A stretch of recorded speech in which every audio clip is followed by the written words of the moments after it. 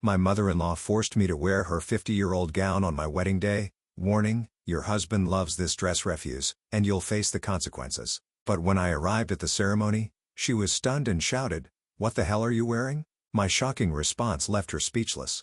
I stepped into the boutique, expecting to see my dream wedding dress waiting for me. But the moment I turned to the mirror, my heart slammed against my ribs. The dress I had chosen, the one I had poured my heart into picking, was gone. In its place was a suffocating, yellowed relic, high-collared, and drowning in lace. A dress that belonged to someone else's story.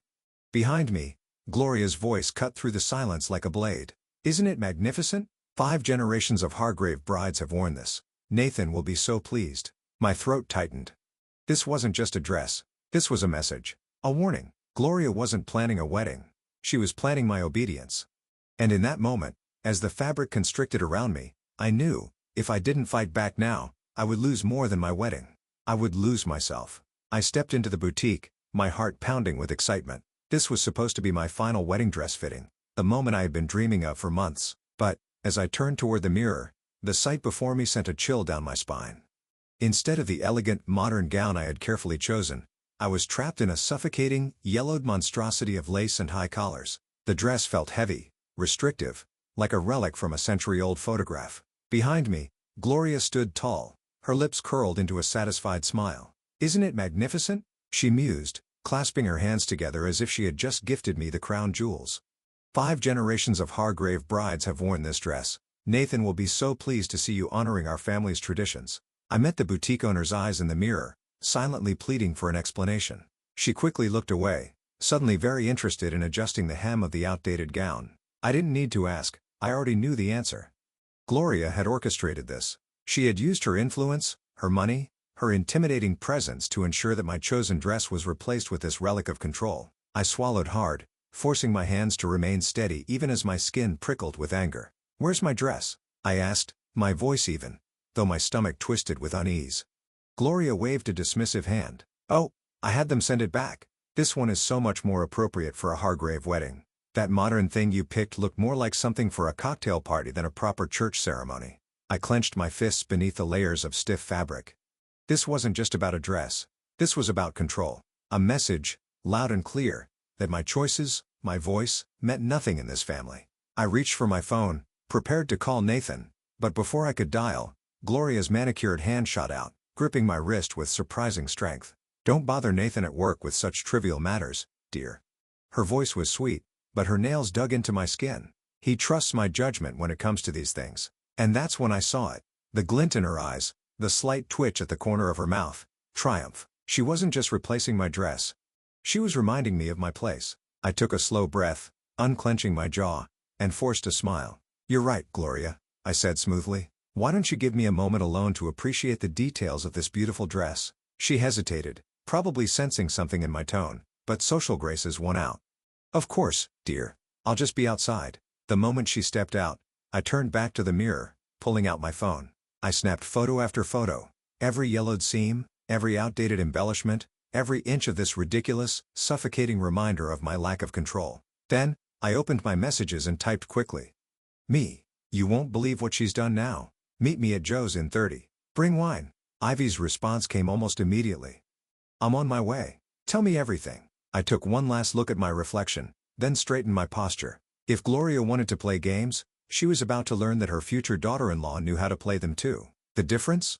I had something she didn't. Nothing left to lose. That evening, I paced the living room, my arms crossed tightly over my chest, anger simmering just beneath the surface. Nathan sat on the couch, barely glancing up from his laptop as I told him what had happened at the boutique. When I finally stopped, waiting for his reaction, he sighed and shut his laptop with an exaggerated slowness. "Alara, you're overreacting," he said, rubbing his temples. "Mom was just trying to do something special for you."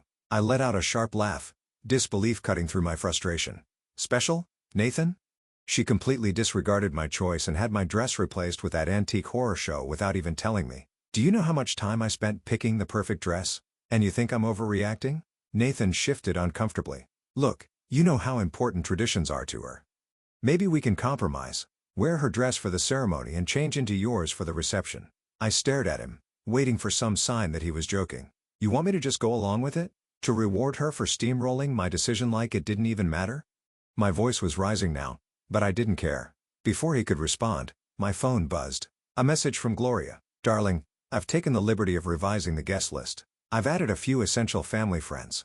Don't worry about the extra costs, we'll handle everything. I froze. My fingers gripped the phone so tightly my knuckles ached. I turned the screen toward Nathan. See? This isn't just about a dress. She's taking over our entire wedding, and you're letting her. Nathan's expression flickered, his gaze lingering on the message longer than necessary. But then, he shook his head. She's paying for most of it, Alira. It makes sense that she'd have some say. I blinked. What do you mean, most of it? We agreed to split the costs with your parents. He shifted again, suddenly very interested in straightening the books on the coffee table. With the changes at work and an investment opportunity Mom suggested, things are a little tight right now. She offered to cover some of the extra expenses. My stomach dropped. Nathan. My voice was barely above a whisper.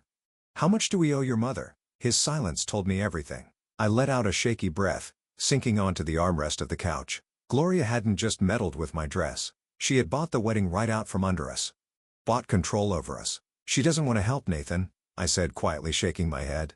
She wants to own us, and you're letting her. Nathan's jaw tightened. That's not fair.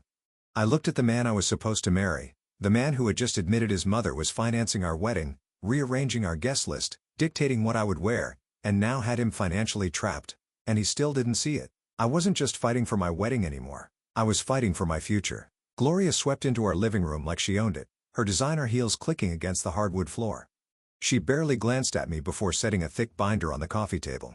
I've been meeting with the wedding planner, she announced, flipping through pages of what was supposed to be my wedding. We need to discuss some necessary adjustments. Nathan sat up straighter, clearly uneasy. Adjustments. Gloria barely acknowledged his concern. Yes. First, we'll need to rethink the ceremony. The minister at St. Augustine's has expressed concerns about your unconventional vase. She turned to me, her expression cool. Personal vows are unnecessary, dear. Traditional ones will do just fine. I clenched my jaw. I spent weeks writing those vows. She waved a dismissive hand. It's for the best. My hands curled into fists in my lap. She wasn't just planning the wedding, she was erasing me from it. As she continued her dictation, my gaze drifted toward the entryway table where she had carelessly placed her purse. The flap hung open just enough for me to see a familiar-looking leather notebook peeking out. Her therapy notebook. She always carried it. I had seen her jot things down before. Notes, schedules, maybe something more. A spark of instinct ignited inside me. I needed to see what was in there. While Gloria droned on about floral arrangements, I shifted, knocking over a nearby candle with a small gasp. Nathan jumped up. You okay? Yeah, just clumsy, I murmured, using the distraction to slide the notebook from her bag and tuck it under a pile of magazines on the table. A few agonizing minutes later, Gloria finally gathered her things. I trust we're all in agreement, she said smoothly. I didn't reply. The second she was gone, I grabbed the notebook and my keys, muttering something to Nathan about needing fresh air. 15 minutes later, I was parked 2 blocks from her therapist's office, hands shaking as I flipped through the pages. The first few entries were about Nathan. Nathan will never survive on his own. He needs my guidance, just like his father did. I swallowed hard and kept reading. Then came Jocelyn. Jocelyn's art career was getting out of hand. If she succeeds, she won't need me anymore. Called the gallery last week. A few well-placed concerns about her reliability should keep things in check. My stomach twisted. Then I saw my name.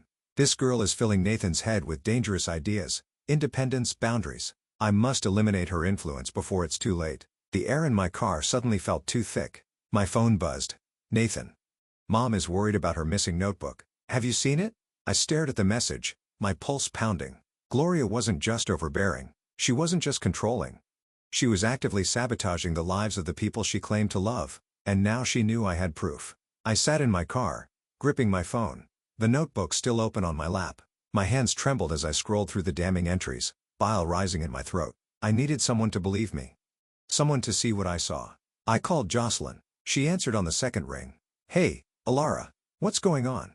I hesitated, then took a breath. Jocelyn, I have something to tell you. And it's bad. She sighed. If this is about the wedding. It's not. I closed my eyes, studying myself. It's about your mother. I have her therapy notebook. Silence. Then a sharp inhale. What? She wrote everything down, Jocelyn. How she's been manipulating Nathan, controlling his career. And how she sabotaged your art show. Jocelyn scoffed, but there was something shaky in her voice. That's ridiculous. She called buyers before your gallery opening. Told them things that made them second-guess investing in your work. That's why no one showed up. Another long silence. Then, her voice broke. I thought maybe I wasn't good enough. That my art just didn't. You were good enough, Jocelyn, I said softly. She made sure you failed, so you'd always rely on her. A sharp breath, a muffled curse. I can't believe this. I heard a knock on my window. My stomach dropped.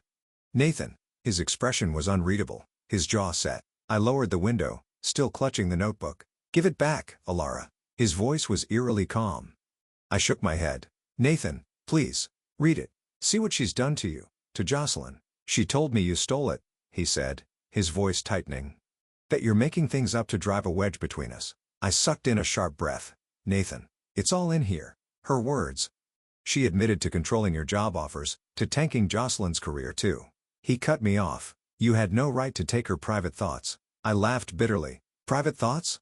She's been ruining our lives. Nathan's face twisted with frustration. She's my mother. She only wants what's best for me. I felt something inside me crack. No, Nathan. She wants to own you. His silence stretched between us like a chasm. Finally he said, this is exactly why she says you're not ready to be part of our family. The words hit like a punch to the gut. I looked at the man I had planned to marry, the man who had just chosen his mother's control over our future. I swallowed back the lump in my throat. You're right, Nathan. I placed the notebook on the passenger seat, grabbed my purse, and opened the car door. I'm not ready to be part of your family, I said, my voice steady. Not like this. And then I walked away, leaving him standing there, still trapped in Gloria's grasp. Ivy's spare bedroom became my refuge, a safe place where Gloria's influence couldn't reach. The walls were lined with mismatched bookshelves, the bed was too soft, and the scent of lavender candles filled the air. But, most importantly, it was quiet. Quiet enough for me to think, to write. I sat cross-legged on the bed, my laptop open, fingers hovering over the keyboard. This wasn't the fantasy novel I had been struggling with for months. This was something raw, something real. A story about a woman who mistook control for love, a woman who smothered her children under the weight of her expectations, and a girl who had to lose everything to break free. My phone buzzed. Jocelyn, I answered. Hey, I just got off the phone with Mom. She sounded exhausted. She's telling everyone you had a breakdown and stole her private medical records. I let out a bitter laugh. Of course she is. She's not stopping there. Jocelyn hesitated. She froze your bank accounts. I sat up straight. What? She told the bank you took money from her under false pretenses. Until it's investigated, they're putting a hold on your funds. Rage burned in my chest. That's not enough for her, is it? There's more. Jocelyn sighed. She sent a cease and desist letter to your literary agent. She's claiming you're trying to defame her. I swallowed hard, my heart pounding. And Nathan? Jocelyn hesitated. He's not correcting her. Of course. I pressed my fingers against my temple, trying to keep my frustration from spiraling. She's trying to erase me. She's trying to make sure no one believes you, Jocelyn corrected. Then softer. But I do. And I'm done letting her win. I exhaled slowly. Then let's fight. An hour later, I sat with Ivy at the kitchen table, scrolling through the damage Gloria had done. My accounts were locked. My literary agent hadn't responded to my last email. Online, the whispers were already spreading, posts hinting at my supposed instability, my erratic behavior. Ivy set down a glass of wine in front of me. So, what's next? I tapped my laptop screen. I finished writing. She raised an eyebrow. Even after the cease and desist? I met her gaze. Especially after the cease and desist. My phone buzzed again. A new email. Your story. I clicked it open, my breath catching. Hi, Alara. I came across your work through mutual contacts. If what I'm hearing is true, this is more than just a personal story. It's something that needs to be told. I'd love to discuss publishing possibilities. Let's talk. Marcus Chun, Horizon Publishing. I stared at the screen, my hands trembling. Gloria wanted to silence me. Instead, she had given me the most powerful tool of all, a voice. I turned my laptop back toward me, fingers flying over the keyboard. This wasn't just my fight anymore. This was about breaking the cycle. The conference room at Horizon Publishing was silent, save for the slow ticking of the wall clock. I sat across from Gloria, her usual mask of poise slipping just slightly around the edges. Nathan sat beside her, his face unreadable, while Jocelyn, shoulders squared, took the seat next to me. Marcus Chin leaned back in his chair, hands folded, observing. Between us, my manuscript sat on the polished table, like a bomb waiting to go off. Gloria's lawyer, a man with too perfect hair and an air of smugness, cleared his throat. Let's be clear. This is blackmail. He gestured toward the pages. Publishing this would be a deliberate attack on my client's reputation. Marcus smirked. Actually, it's a compelling memoir about family dynamics and emotional abuse. He glanced at me, and our legal team has already vetted it. Gloria's jaw clenched. It's fiction. I tilted my head. Is it? Reaching into my bag, I pulled out a USB drive and set it on the table. Let's find out. I pressed play on my phone, and Gloria's own voice filled the room. Nathan will never survive on his own. He needs my guidance, just like his father did. Nathan stiffened. The recording continued. Jocelyn's art career was getting out of hand. If she succeeds, she won't need me anymore. Jocelyn let out a sharp breath, her hands curling into fists. Gloria's lawyer leaned forward. This recording was taken without consent. Jocelyn cut him off. It doesn't matter. I have my own evidence. She slid a folder across the table. Emails, messages, call logs. All the times my mother interfered with my career. My gallery opening. The private buyers she called to discourage them from purchasing my work. She looked Gloria straight in the eye. You destroyed my career because you were afraid I wouldn't need you anymore. Gloria exhaled sharply. That's not true. It is. Nathan's voice was barely above a whisper. Everyone turned to him. His hands were clasped together, his expression unreadable. But I saw it, the cracks forming, the weight of a realization hitting him all at once. The London job offer, he said slowly. 3 years ago. Did you really call them and withdraw my application? Gloria's silence was answer enough. Nathan inhaled sharply, rubbing his forehead. All this time, I thought I wasn't good enough, that I didn't have the right experience, but it was you. He shook his head. You made sure I failed. Just like you did to Jocelyn. His voice trembled, but there was something else in it now. Anger. Recognition. Gloria turned to him, her expression desperate. Nathan, I was protecting you. You were making reckless choices and I know Mel. His voice was firm now. You weren't protecting me. You were controlling me. I leaned forward. Here's what's going to happen. Gloria's gaze snapped back to me. You're going to sign over Nathan's trust fund. No more financial control. You're going to stop interfering in Jocelyn's career. And, you're going to stay out of our lives unless invited. Gloria's lawyer scoffed. You can enforce that. Marcus slid a thick stack of documents across the table. Actually, we can. Gloria's face paled as she scanned the papers, financial records, call logs, emails, every piece of manipulation laid out in legal form. Her hand trembled as she picked up the pen. Nathan exhaled slowly. Jocelyn reached for my hand under the table, squeezing it. Gloria set down the pen, her signature freshly inked. And with that, she lost her grip on us forever. 6 months later, I stood in Jocelyn's new art gallery, watching as guests sipped champagne and admired the pieces on display. The room was alive with energy. Journalists, collectors, and art lovers filled the space, praising the bold, emotional work that lined the walls. Jocelyn, beaming with confidence, moved effortlessly through the crowd. She had done it. Her career had finally taken off, free from the weight of Gloria's interference. She spotted me and hurried over, pressing a glass of champagne into my hand. To breaking free, she said with a grin, clinking her glass against mine. To breaking free, I echoed. A familiar voice interrupted. Alara. I turned and saw Nathan standing near the entrance. He looked different, less polished, more relaxed. The suit was gone, replaced by jeans and a sweater, his usual clean-shaven face now sporting a bit of scruff. I nodded toward him. Nathan. For a moment, we just looked at each other. Finally, he spoke.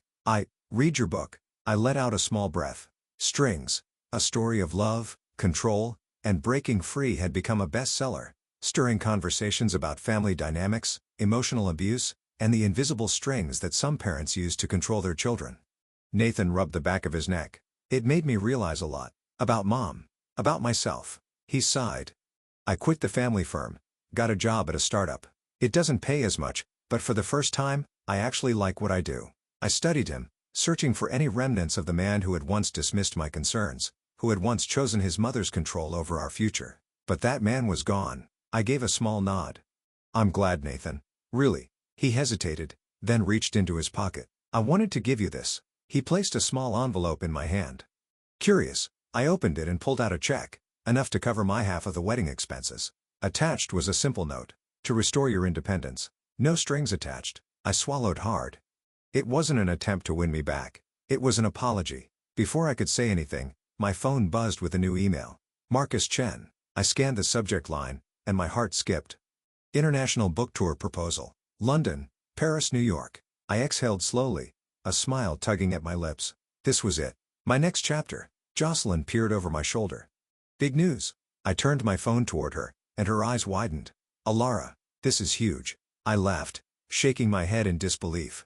Yeah, it is. Just then, another text popped up. Gloria.